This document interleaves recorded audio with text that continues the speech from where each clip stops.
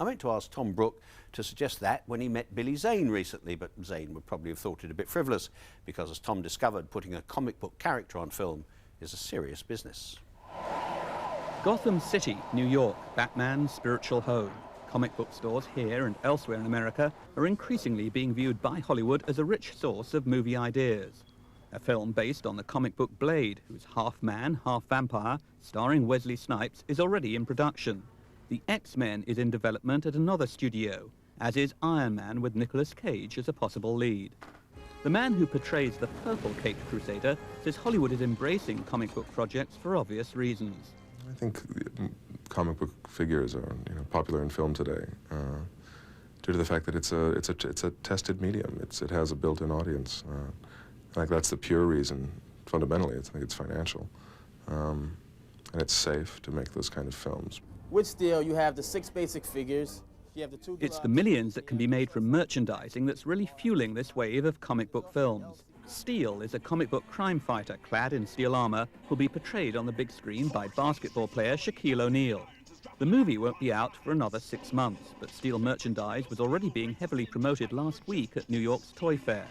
Every comic book title that succeeds as a Hollywood property also spawns a huge line of toys, games, theme park rides, even restaurants. So it's a cash machine for a Hollywood studio when a comic book title does well.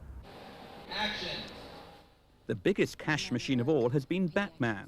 A 4th picture is out this summer. The worldwide grosses from Batman films, more than $1 billion, have definitely played a part in bringing forth the current glut of comic book movies. They've got everyone in Hollywood searching for another lucrative superhero franchise.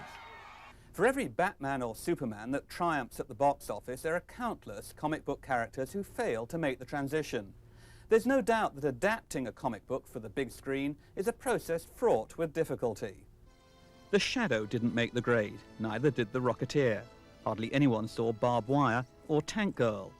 These comic book characters failed partly because they looked ridiculous to audiences. Even the Phantom, with his purple cape and purple tights, struck some American moviegoers as rather silly. At the end of the day, many superheroes are men in tights, supposed to run in a world of reality. And I guess short of New York City, where you expect anything in the street, it can create too much of a campiness.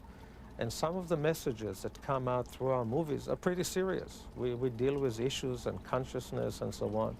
So it's a fine line capturing the right character for the big screen.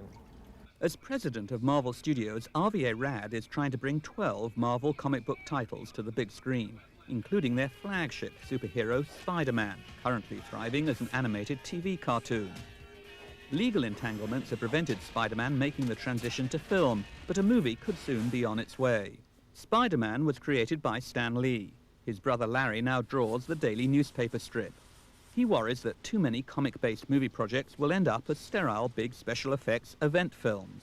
They almost go right down as though they're making it, oh, let's make a comic and make it with these effects.